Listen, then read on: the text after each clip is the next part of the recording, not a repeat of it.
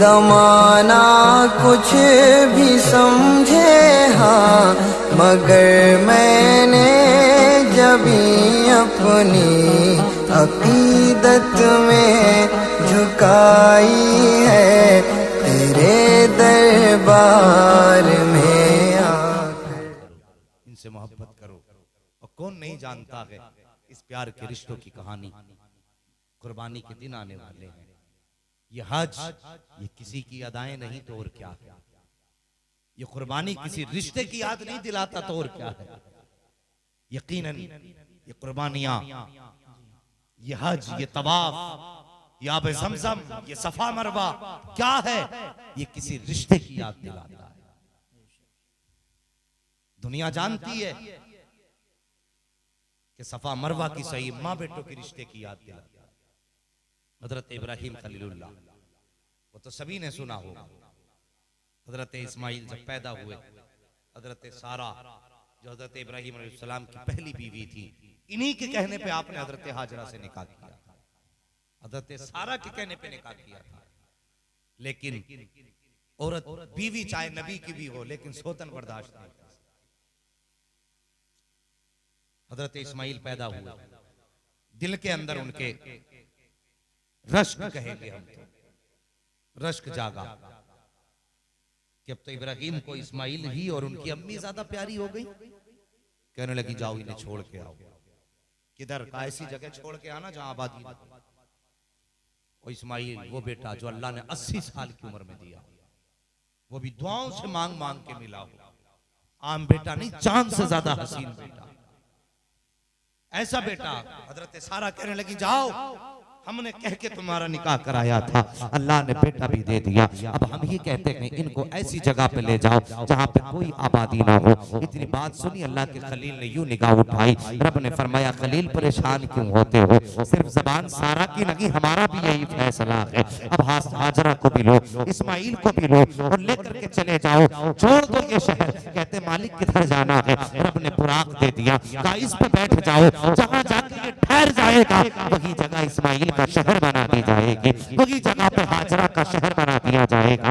अल्लाह अकबर। फिलिस्तीन से सफर शुरू किया हजरत इब्राहिम ने, और सफर करते करते उस जगह पे आए जहाँ पे आज काबा मौजूद है, जहाँ पे आज ये मक्का शरीफ आबाद है। उस जगह पे चलते चलते आए हैं, सवारी ठहर जाती है। अल्लाह के खलील ने हजरत हाजरा को भी सवारी से उतारा, हजरत इस्माइल को सवारी से उतारा। उतारने के बाद जब वापस चल दिए, वापस चले ना, तो बीवी हजरत हाजरा जिन्होंने फिलिस्तीन से सफर शुरू किया था, कैसी साबिरा बीवी थी, कैसी शाकिरा औरत थी, जबान से कोई जुमला नहीं कहा था, ये तक नहीं पूछा था मेरे सरताज कहाँ लेकर के जा रहे हो, ये भी नहीं कहा था किधर लेके जा रहे हो। जब आपको ला करके उतारा गया तो काली पहाड़ियों के बीच में, सफा मरवा के बीच में जब उतारा गया, उस वक्त अल्लाह के खलील जब पलटने लगे, हजरत हाजरा कहती है थोड़ी हजरत खलील का हाथ पकड़ा, पकड़ के कहती है मेरे सरताज जिंदगी का कहा सुना माफ कर देना, मैंने इतनी जिंदगी तुम्हारे साथ बीवी बन के गुजारी है, अगर जिंदगी में खता हो गई हो तो माफ कर देना,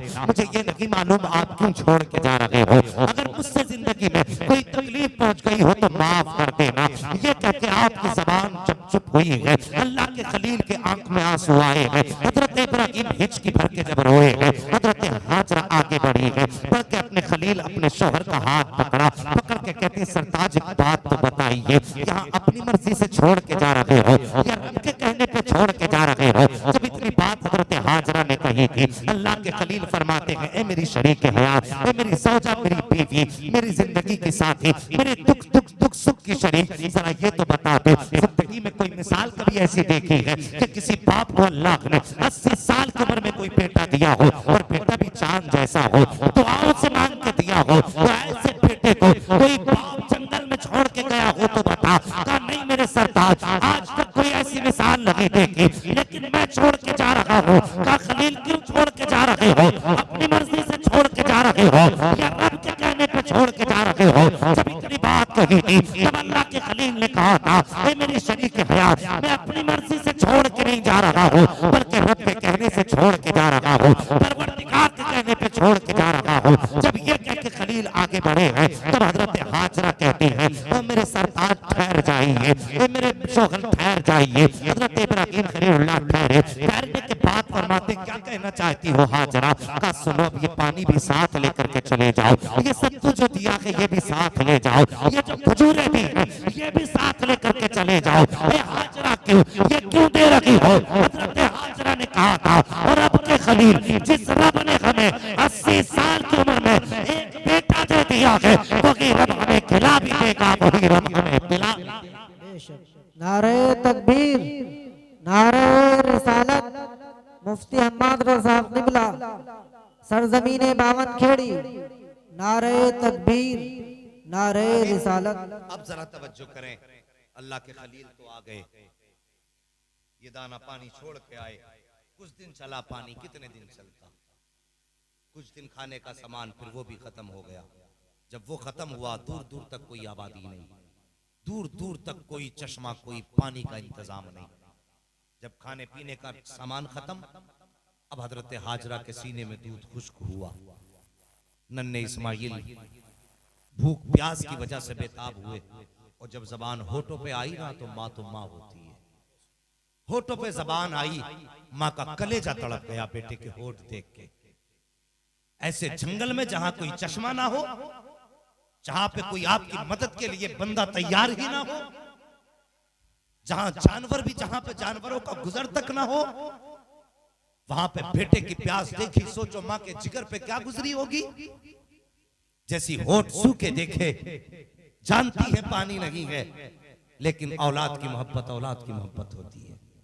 बेटे को गोद से नीचे लेटाया, सामने एक पहाड़ी की दौड़ लगाई, जहां तक जमीन नीची थी आप तेजी से दौड़ी। क्यों? वहां से बेटा नजर नहीं आ रहा था। जब ऊंची जगह चढ़ी, बेटा नजर आने लगा, तो आपकी रफ्तार धीमी हो गई। पहाड़ की चोटी पर चढ़ी, पानी तलाश करने लगी। कभी पानी देखती, कभी बेटे का चेहरा देखती। फिर ख्याल आता, चल दौड़ के चल बेटे के पास, कहीं कोई जानवर मेरे बेटे को तकलीफ ना पहुंचा दे। ये ख्याल आता, फिर दौड़ के नीचे आती बेटे के पास, फिर बेटे की प्यास देखती, फिर वो ख्याल तड़पा देता। दूसरी पहाड़ी की चोटी पर चढ़ी, कहीं पानी का निशान ना मिला। आप दौड़ती रही, बेटे के लिए भागती रही, फिर बेटे के पास आती, फिर जाती, फिर आती, फिर जाती। फरमाया गया कि मुफस्सिरीन ने यहाँ तक फरमाया, जब 7वां चक्कर लगा, अल्लाह अकबर, हजरत इस्माइल माँ की परेशानी न देख पाए, बर्दाश्त न कर सके माँ की दौड़ को। बज़बाने हाल कह रहे थे, माँ थक चुकी हो, आओ परेशान न हो, पानी का इंतजाम अभी हो जाएगा।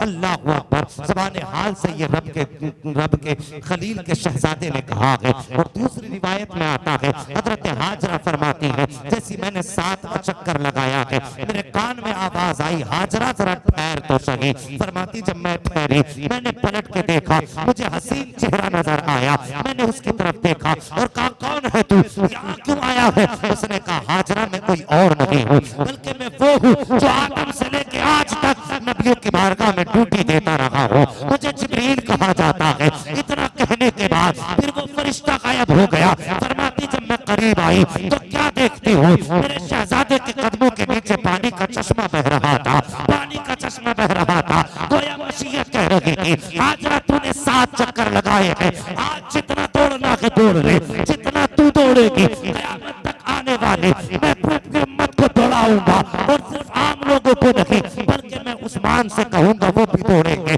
अली से कहूंगा वो भी दौड़ेंगे, उमर से कहूंगा वो भी दौड़ेंगे, यहाँ तक कि अबू बकर से कहूंगा तो वो भी दौड़ेंगे। और ये तो अलग बात है, बल्कि मैं महबूब से कहूंगा तो वो भी दौड़ के तेरी सुन्नत को अदा करते दिखाई।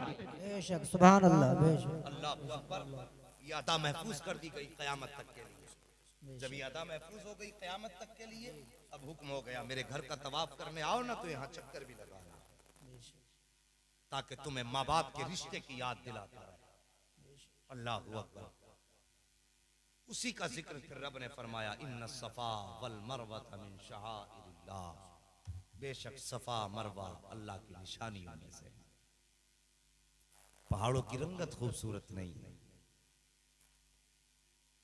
उनका नशेब व फराज खूबसूरत नहीं, जिसकी वजह से अल्लाह की निशानी उसे कहा गया, बल्कि सिर्फ हजरत हाजरा के कदमों की बरकत है, जिसकी वजह से अल्लाह ताला ने इन पहाड़ों को अपनी निशानी बनाया। और फिर साहिब वक्त बदला, चश्मा बहने लगा, लोग सफर करते थे तो पानी का पता लगाते थे, कोई परिंदे उड़ते दिखाई देते थे ना तो फिर समझ जाते थे यहाँ पानी है। हरियाली दिखाई देती थी तो समझ जाते थे पानी है। कबीले बनो जरहम गुजर रहा था, कबीले जरहम का गुजर हुआ तो उसको परिंदे उड़ते दिखाई दिए। उन लोगों को प्यास लगी थी, कहा देखो लगता है यहाँ पे पानी का इंतजाम होगा। वो जब आए ना, आके उन्होंने देखा हजरत हाजरा को, हसीन व महजबीन कोई खातून है, गोद में जो बेटा है वो भी चांद से ज्यादा हसीन है। करीब आ गए, आके कहने लगे कोई जिन हो के इंसान हो, यहाँ पे कैसे बैठी हो? आपने अपना तारुफ कराया तो वो कहने लगे अगर इजाजत हो तो पानी पी लें।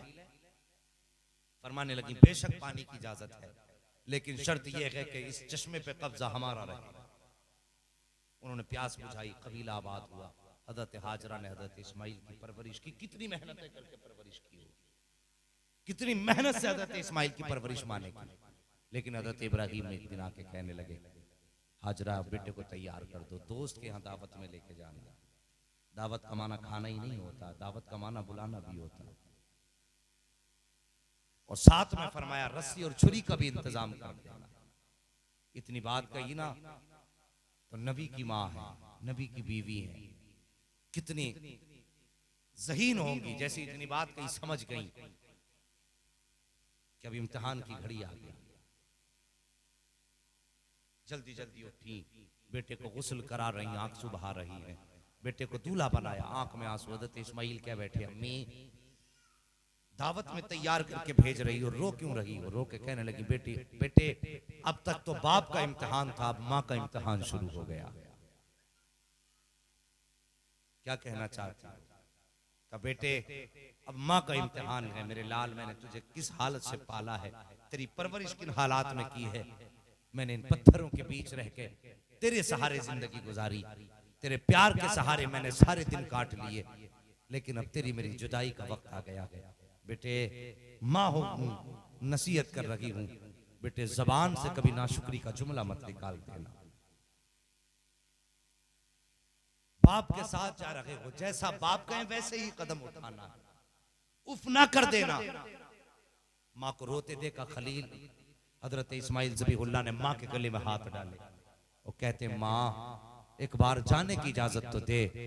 तेरा बेटा जब जाएगा ना तो खुदा की कसम वो हक अदा करेगा तेरे दूध का कि आज के बाद सारे बेटे इस बेटे पे नाज करेंगे और सारी माँ इस माँ पे नाज करेंगे। अल्लाह अकबर। फिर तारीख ने वो मंजर भी देखा, बाप ने बेटे के गले पे छुरी रख दी। वहां पे बेटा काटना मकसूद न था। अगर हजरत इस्माइल ज़िबा हो जाते ना तो फिर आज कुर्बानी में हमें तुम्हें भी बेटा कुर्बान करना पड़ता। आज हैरत होती है, बंदे से कहो कुर्बानी कर ले तो कहता अभी हिसाब नहीं है, कोई रास्ता निकाल दो, जरा गुंजाइश कर दो। तुम्हें तो मालूम ही है इस बार के हालात कैसे हैं, कोई रास्ता निकालो। हम कि कोई छूट है, मौलाना के कान खा लेगा छूट के चक्कर में। चल आज तंग दस्ती है, बता जब फराग दस्ती थी तब तूने कौन से सितारे तोड़ के जमीन पर रख दिए थे? जब तूने कौन सा नुमाया कारनामा अंजाम दिया था? जब तेरे हालात अच्छे थे। मेरे नबी पे पूरी जिंदगी ज़कात फर्ज नहीं हुई, इतनी दौलत इकट्ठी नहीं हुई जिसमें ज़कात हो जाती। अगर दौलत आती भी थी, सुबह आती तो शाम तक खत्म, शाम आती तो सुबह तक खत्म, मगर फिर भी मेरे नबी ने कुर्बानी करना नहीं छोड़ी। अल्लाह के बंदो हीले बहाने तलाश ना करो कि गुंजाइश होगी तो फिर कर लेंगे, भी गुंजाइश नहीं है। इसके अलावा हम खाना खिला देंगे, ये कर देंगे। कुर्बानी के दिनों में अल्लाह को सिर्फ कुर्बानी का अमल पसंद है, सबसे ज्यादा कुर्बानी का अमल पसंद है। तो किसी भी तरीके से वो कुर्बानी करो। फजीलत कितनी बड़ी है उलमा बताएंगे, ये बताएंगे कि जानवर ज़िबा होता है, फरमाया गया उसके गले से निकलने वाला खून का कतरा अभी जमीन पे नहीं आता है कि जमीन पे गिरने से पहले अल्लाह कुर्बानी करने वाले की मगफिरत फरमा देता है। ये बड़ी अजीम यादगार है कुर्बानी साहिबो। ये कुर्बानी, ये तवाफ, सफा मरवा, ये काबे की इमारत बाप बेटों की याद दिलाती है। खुदा रा मेहरबानी करो, माँ बाप की इज्जत करो, इनकी कदर करो, और आखिरत में भलाई चाहते हो तो मुस्तफ़ा जाने रहमत से प्यार करो, इनके दामन से वाबस्ता हो जाओ। वो जो न थे तो कुछ न था, वो जो ना हो तो कुछ ना हो। जान है वो जहान की, जान है तो जहान है,